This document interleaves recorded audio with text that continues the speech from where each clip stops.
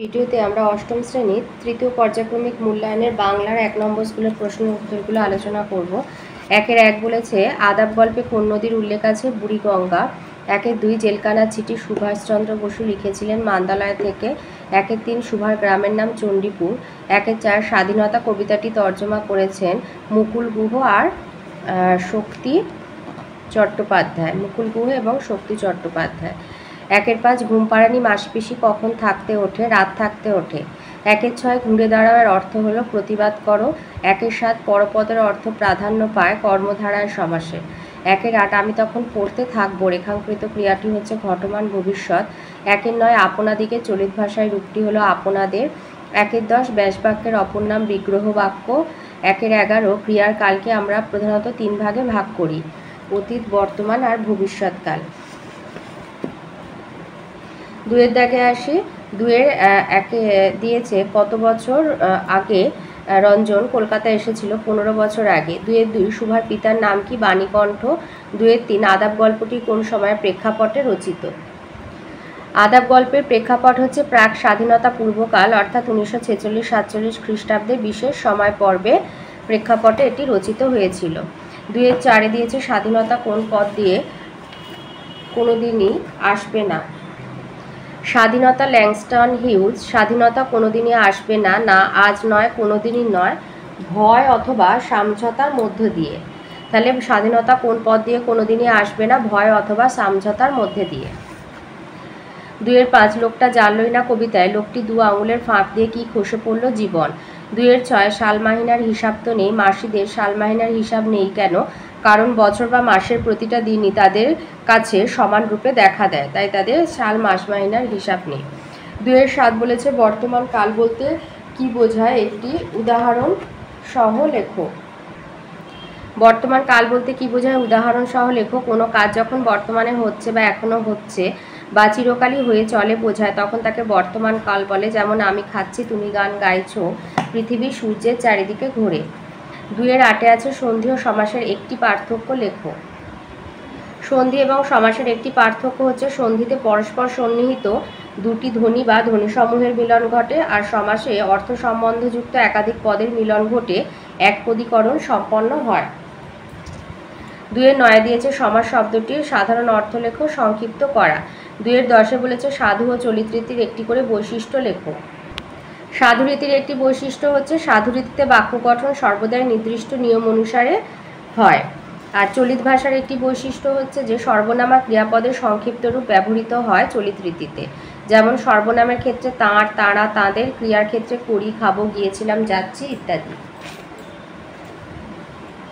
2-এর 11 দিয়েছে সেদিকটার দরজা বন্ধ। এটা নাসূচক বাক্যে পরিবর্তন করতে বলেছে, তো লিখবে সেদিকটার দরজা খোলা ছিল না।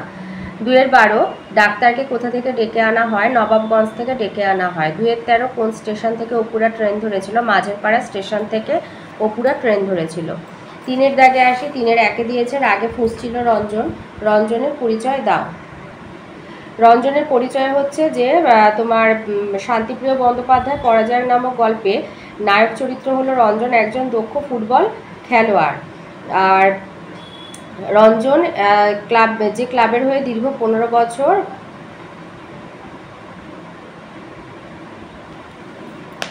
আচ্ছা এটা দিয়েছে 2 নম্বরে।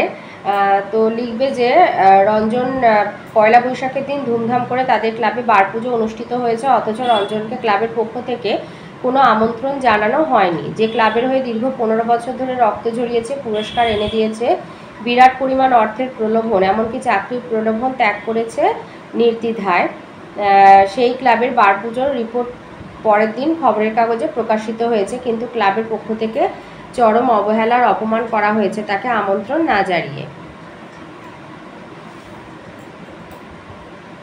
3-এর 2 দিয়েছে নাগরাজনের অ্যালবামের প্রতি সকলের আকৃষ্ট হয়ে পড়লো কেন? এইটা লিখবে যে নাগরাজনের অ্যালবামটি মানে বিশেষত্ব যে নাগরাজনের অ্যালবামটি তার কাকা সিঙ্গাপুর থেকে তাকে পাঠিয়েছে। অ্যালবামটি বেশ সুন্দর দেখতে ছিল, স্থানীয় কোনো দোকানে এমন অ্যালবাম ছিল না, অ্যালবামটি এক কথায় অদ্বিতীয় ছিল, তাই নাগরাজনের অ্যালবামের প্রতি সকলে আকৃষ্ট হয়ে পড়ল। 3-এর 3 মানুষ পরাধীন হয় কখন? লিখবে কবি ল্যাংস্টন হিউজের রচিত স্বাধীনতা কবিতায় কবি স্বয়ং বলেছেন মানুষ পরাধীন হয় তখনই যখন বলপূর্বক কোনো মানুষের স্বাধীন সত্তাকে হরণ করে নেওয়া হয়। অনেক সময় দেখা যায় রাজনীতিগতভাবে ক্ষমতা দখল করে মারণাস্ত্রের ভয় দেখিয়ে, মৃত্যুর ভয় দেখিয়ে মানুষের স্বাধীনতা হরণ করে নেওয়া হয়। এতে মানুষের স্বাধীনতা বোধের অপমৃত্যু হয়। তাই তখনই মানুষ অন্যের অধীন হয়ে পড়ে নিজের ওপর, আর তার নিজের কোনো নিয়ন্ত্রণ থাকে না। 3-এর 4 দিয়েছে শিকল পরা ছল বলতে কবি প্রকৃতপক্ষে কি বোঝাতে চেয়েছে? শিকল পরা ছল বলতে কাজী নজরুল ইসলাম রচিত শিকল পরার গান কবিতার শিকল পরা ছল বলতে কবি এক সংগ্রাম কৌশলকে বুঝিয়েছেন, যেখানে ব্রিটিশের তৈরি শিকল পরে ভারতীয়রা পরাধীনতার শিকলকে ভেঙে টুকরো টুকরো করে ফেলবে। 4-এর দাগে আসি। 4-এ বলেছে গ্রাম ছেড়ে যাওয়ার সময় অপুদের গরুর গাড়ি কখন স্টেশনে পৌঁছেছিল? রাত 10টার সময়। আর অপু স্টেশনে পৌঁছে কি কি দেখলো? অপু দেখেছিল স্টেশনের ঘরে টেবিলের ওপর চৌপায়ায় তেলের লণ্ঠন জ্বলছে, সেখানে একরাশ বাঁধানো বই খাতা রয়েছে। সেখানে কিছুক্ষণ দাঁড়িয়ে এসে দেখলো যে স্টেশনে বাবু ছোট্ট খড়মের বউলের মতো টেলিগ্রাফের কল টিপে খটখট শব্দ করছে। এই উত্তরটা দেবে, সে স্টেশনে পৌঁছে কি দেখেছিল। 5-এর দাগে আসি। 5-এর 1 দিয়েছে একক প্রচেষ্টা এরূপ বিরাট কাজে দৃষ্টান্ত বিরল। কোন কাজের কথা বলা হয়েছে? কি বিরাট কাজ বলার কারণ কি? এই উত্তরটা লিখবে। হীরেন্দ্রনাথ দত্ত রচিত হরিচরণ বন্দ্যোপাধ্যায় পাঠ্যাংশ থেকে উদ্ধৃতিটি সংকলিত। হরিচরণ বন্দ্যোপাধ্যায় রচিত সুবৃহৎ বাংলা অভিধান বঙ্গীয় শব্দকোষের কথা এখানে বলা হয়েছে। কারণ হচ্ছে অভিধান রচনা অত্যন্ত পরিশ্রমসাধ্য আর সময়সাধ্য কাজ। বিশেষত হরিচরণের আলোচ্য অভিধানটি সেকালে 105 খণ্ডে মুদ্রিত হয়ে প্রকাশ পেয়েছিল। পরবর্তীকালে সাহিত্য একাডেমি থেকে 2টি খণ্ডে গ্রন্থটি প্রকাশিত হয়। শুধুমাত্র পরিমাণগত বাহুল্যে নয়, গুণগত উৎকর্ষের দিক থেকেও এই গ্রন্থ মহান। নানা বিদ্যার একত্র সমাবেশে এই অভিধান রচনা তাই বিরাট কাজ বলে চিহ্নিত হয়েছে।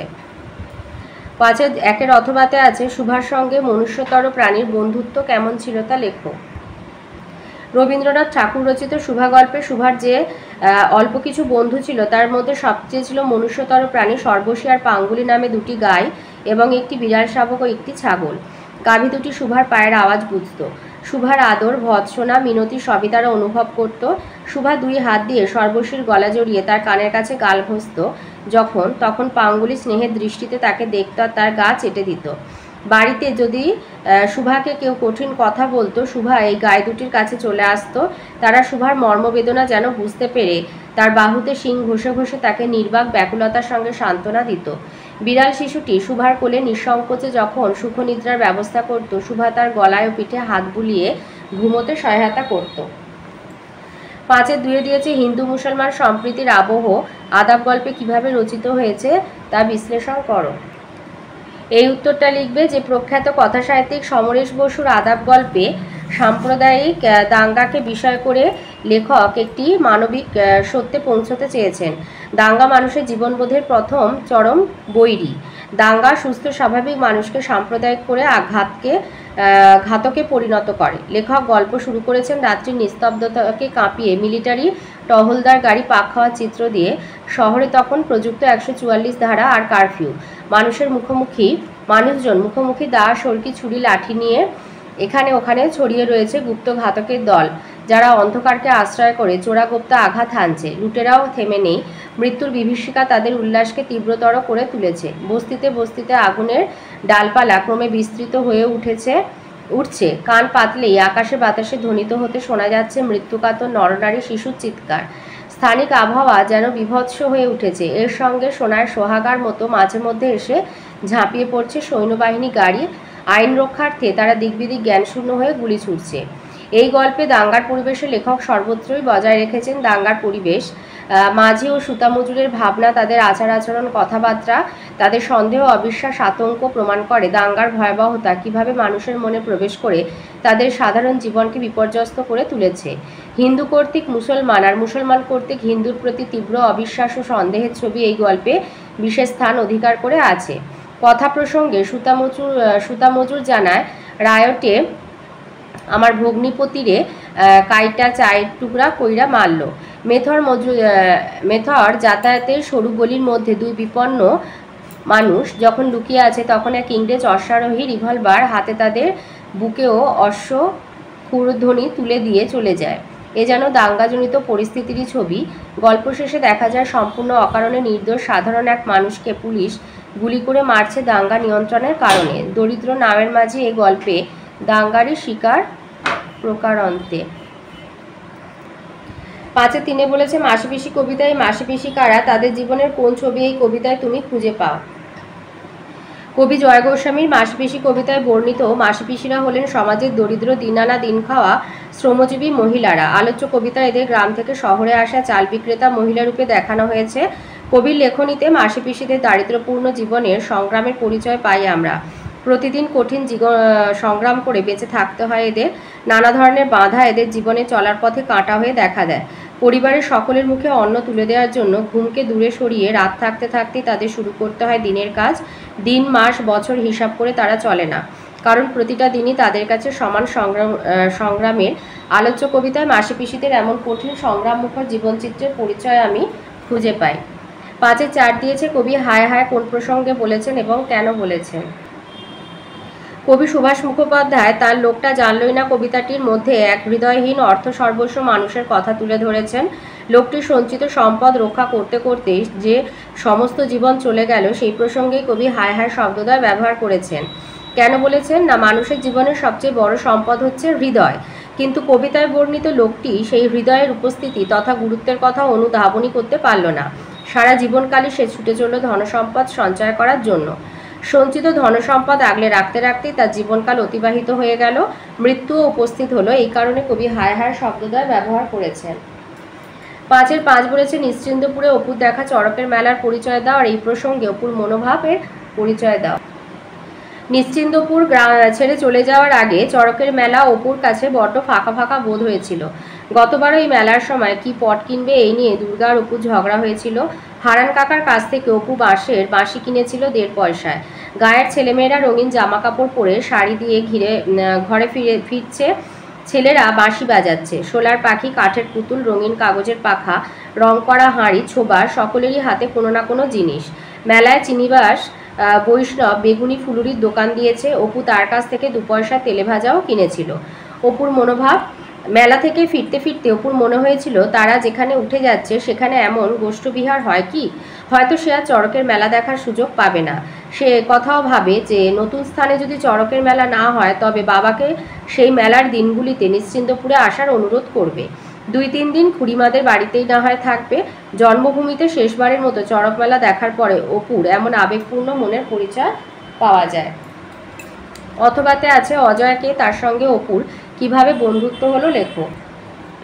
নীলমণি হাজরা যাত্রা দলে রাজকুমারের চরিত্রে অভিনয় করে অজয়। তার প্রকৃত নাম কোথাও উল্লেখ করা হয়নি। রাজকুমার অজয়ের চরিত্রে সে অভিনয় করে বলেই সেই নামে সে সর্বাধিক পরিচিত। প্রথম আলাপে অজয়কে অপু পান খাইয়েছিল, সেই থেকেই দুজনের মধ্যে অনেক কথাবার্তা হয়। অপু যাত্রাপালার অনেক কথা অজয়কে জিজ্ঞাসা করে জানে। অপুদের বাড়িতে অজয় খেতে এলে অপুর মা দিদি সকলেরই কাছে অজয় প্রিয় পাত্র হয়ে ওঠে। অপুর গান শুনে মুগ্ধ অজয় তাকে যাত্রা দলে যোগ দিতেও পরামর্শ দেয়। এইভাবে নানা কথোপকথনের মধ্যে দিয়ে দুজনের মধ্যে বন্ধুত্ব সৃষ্টি হয়। 6 দাগে আছে হাসপাতালের সামনে জোরে মাইক বাজানো অমার্জনীয় অপরাধ, এই মর্মে সচেতনতা গড়ে তুলে সংবাদপত্রে চিঠি লেখো। বিষয় লিখবে, এভাবে ঠিকানাটা লিখবে, মাননীয় সম্পাদক মহাশয় সমীপেশু, পেপারের নাম দিয়ে দেবে, ঠিকানা। বিষয় হাসপাতালের সামনে শব্দ দূষণের অত্যাচারজনিত সমস্যা সবিনয় নিবেদন। হাসপাতালে ঢোকার মুখে গেটের সামনে বড় বড় অক্ষরে লেখা, ধীরে শব্দ করুন, অথচ কি অদ্ভুত ব্যাপার, ঠিক যেন সেখানটিতেই গাড়ির হর্ন, মাইকের প্রচার, পুজোর বাজনা থেকে যাবতীয় শব্দ দূষণ কেন্দ্রিক ব্যাপার নিজের পসরা খুলে বসেছে। হাসপাতালের মুমূর্ষ রোগীদের পাশাপাশি অনেক হৃদরোগীও চিকিৎসাধীন থাকেন, যাদের পক্ষে মাইক বাজিয়ে উৎসব পালন বা প্রচারের এই অত্যাচার মৃত্যুবানও হয়ে উঠতে পারে। রোগীরা যাতে কোনোভাবেই উত্তেজিত হয়ে না পড়ে সেই কারণেই কঠোরভাবে হাসপাতালের সামনে শব্দ দূষণ মাত্রাকে নিয়ন্ত্রণ রাখা উচিত। অসুস্থ মানুষের সুবিধার্থে এইটুকু সংবেদনশীলতা মানুষের কাছ থেকে আশা করা যেতেই পারে। দায়িত্বশীল নাগরিক হিসাবে আমাদেরও কর্তব্য এইটুকু সংযম রক্ষা করা। আমাদের সামান্যতম সাবধানতার জন্য যদি কোনো মুমূর্ষ মানুষের কিছু সুবিধা করা যায় বা তার জীবন দান করা যায়, তাহলে অবশ্যই আমাদের সে বিষয়ে খেয়াল রাখা উচিত। পাশাপাশি এও মাথায় রাখা উচিত, আমাদের অসাবধানতা ও অসংযমের কারণে আমরা কাউকে মৃত্যুমুখে মুখেও ঠেলে দিতে পারি, সেটাও এক প্রকার প্রাণনাশেরই সামিল। এ বিষয়ে সচেতনতা গড়ে তোলার উদ্দেশ্যেই আপনাদের বহু প্রচারিত দৈনিকের আমি সাহায্য প্রার্থী। আশা করি আমার এই পত্রটি জনস্বার্থে প্রচারিত করে বাধিত করবে। তো এই ছিল অষ্টম শ্রেণী তৃতীয় পর্যায়ক্রমিক মূল্যায়নের 1 নম্বর স্কুলের প্রশ্নের উত্তরগুলো।